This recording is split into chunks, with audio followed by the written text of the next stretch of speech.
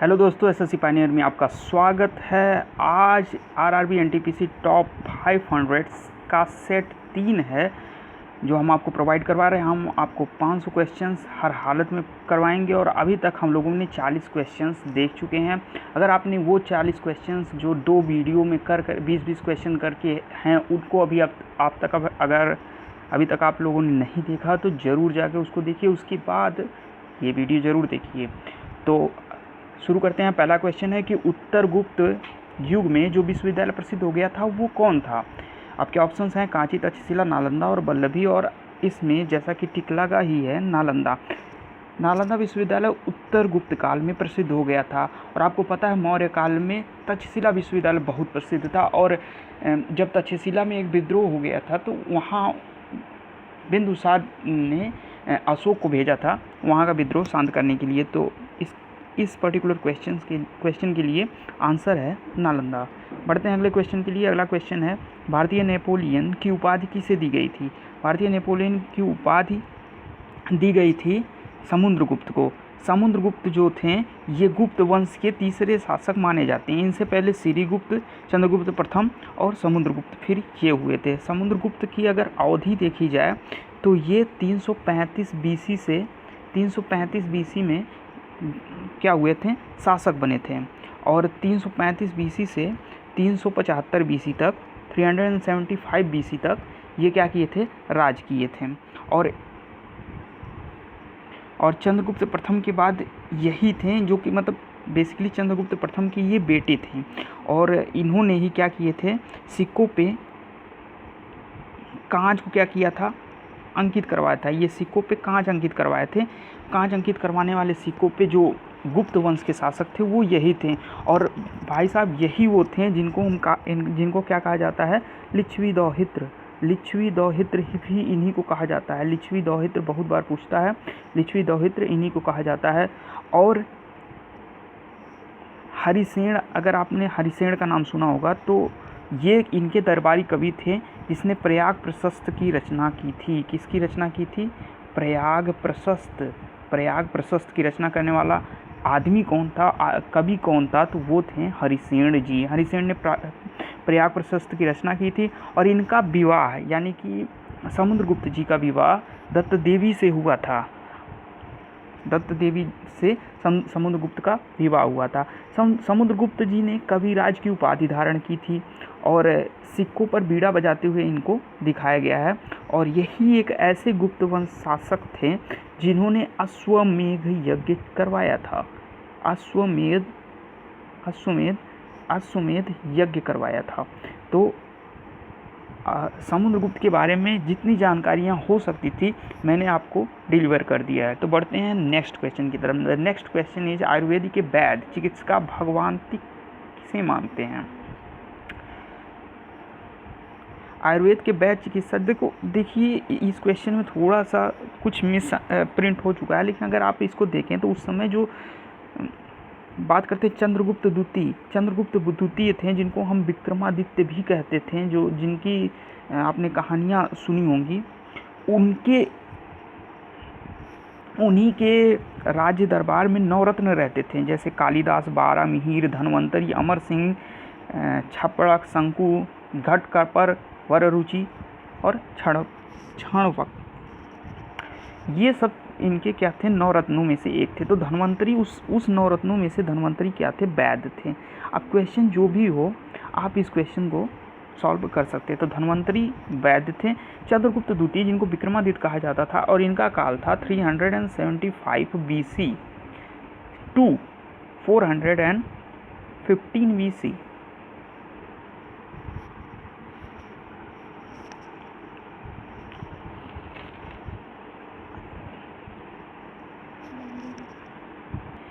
दोस्तों मैं आपसे माफ़ी मांगना चाहूँगा क्योंकि मैंने यहाँ BC बता दिया जो कि वो BC नहीं था, ईस्वी था। तो वहाँ आप सही कर लीजिएगा, वो BC नहीं है, ईस्वी है। यानी कि समुद्रगुप्त का मैंने बताया था 335 BC जो कि 335 ईस्वी AD है, यानी कि 375 AD। तो यही है। चलिए बढ़ते हैं अगले क्वेश्चन की तरफ। अगला क्वेश्चन है पहला ज्ञात गुप्त शासक कौन था। देखिए पहला ज्ञात गुप्त शासक श्रीगुप्त था जिसका बच्चा लड़का जिसका लड़का था चंद्रगुप्त प्रथम, जो कि 319 ईस्वी में क्या हुआ था, गुप्त वंश का शासक बना था, और उसी ने ही महाराजाधिराज की उपाधि धारण की थी। खैर, इस समय हम लोग श्रीगुप्त के बारे में पढ़ रहे हैं, तो श्रीगुप्त ही था वो शासक जो कि पहला ज्ञात गुप्त शासक था, क्योंकि इसमें बहुत सारे मतभेद हैं, तो हम इस पर कन्फर्म तो नहीं कह सकते कि कौन था, लेकिन Srigupta was the first known emperor of the Gupta dynasty. तो अगले क्वेश्चन पे बढ़ते हैं। अगला क्वेश्चन है, रोमन साम्राज्य के साथ भारत का व्यापार रोम पर किसके द्वारा आक्रमण के साथ समाप्त हो गया था? देखिए, जब हुडों ने आक्रमण किया था तो उसी के साथ रोमन साम्राज्य का जो व्यापार था भारत के साथ वो समाप्त हो गया था। तो आंसर है हुडों के आक्रमण के बाद। अगला क्वेश्चन है, आर्यभट्ट और बारामिहिर के सुविख्यात नाम किसके युग के साथ संबंधित हैं? तो मैंने आपको अभी बताया है कि चंद्रगुप्त द्वितीय, जिनको हम कहते हैं विक्रमादित्य, इनके दरबार में 9 रत्न थे, जिनमें से आर्यभट्ट और बारामिहिर थे, ये भी दोनों थे, आर्यभट्ट और बारामिहिर ये थे। तो इसी समय वो दोनों सुविख्यात प्रसिद्ध व्यक्तित्व थे, वो थे गुप्त वंश में। अगर बात करते हैं अब चंद्रगुप्त द्वितीय, जिनका नाम विक्रमादित्य है, इनको एक देवगुप्त के नाम से भी जाना जाता है, और इनकी जो पत्नी थी, यानी कि इनका विवाह ध्रुव देवी से हुआ, और प्रभावती इनकी पुत्री थी, इनकी पुत्री का नाम प्रभावती था। और अगर दिल्ली के मेहरौली में लौ स्तंभ है, लौ पिलर है, जिसपे जो अंकित है, वो नाम जो अंकित है चंद्रगुप्त, वो इसी शासक चंद्रगुप्त द्वितीय इसी शासक का नाम अंकित है। तो जितनी जानकारी होनी चाहिए थी चंद्रगुप्त द्वितीय यानी कि विक्रमादित्य के बारे में, वो आपके पास पहुंच गई है। अगर इनका शासनकाल आप देखना चाहेंगे तो 375 ईस्वी से 415 ईस्वी तक इनका शासनकाल है। अगला बढ़ते हैं, इलाहाबाद के स्तंभ में किसकी उपलब्धियां उत्कीर्ण है? तो देखिए, दिल्ली का जो मेहरौली वाला स्तंभ है उसमें चंद्रगुप्त द्वितीय यानी कि विक्रमादित्य का है, लेकिन इसमें समुद्रगुप्त का है, यानी कि इलाहाबाद में जो स्तंभ है उसमें समुद्रगुप्त वही जिनको लिच्छवी दौहित्र कहा जाता है, और वही जिनको भारत का नेपोलियन कहा जाता है। भाई साहब वही हैं जिन्होंने सिक्कों पे कांच को अंकित करवा दिया था, वही हैं जिन्होंने अश्वमेध यज्ञ करवा दिया था, और वही हैं जिन्होंने कविराज की उपाधि धारण कर ली थी। ये वही समुद्रगुप्त हैं। बढ़ते हैं अगले क्वेश्चन की तरफ। अगला क्वेश्चन कहता है, चीनी यात्री फाहियान किस गुप्त शासक के शासनकाल के दौरान भारत में आ गया था? चीनी यात्री फाहियान जो आया था वो भी भाई साहब विक्रमादित्य के समय में आया था।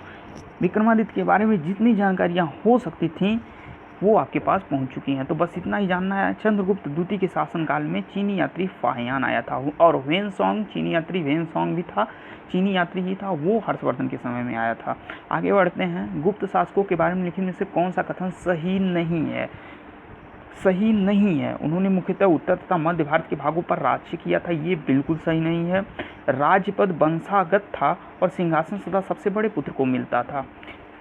सॉरी, ऊपर वाला सही, ये वाला गलत है। राजपद वंशागत नहीं था और सिंहासन सबसे बड़े पुत्र को नहीं मिलता था।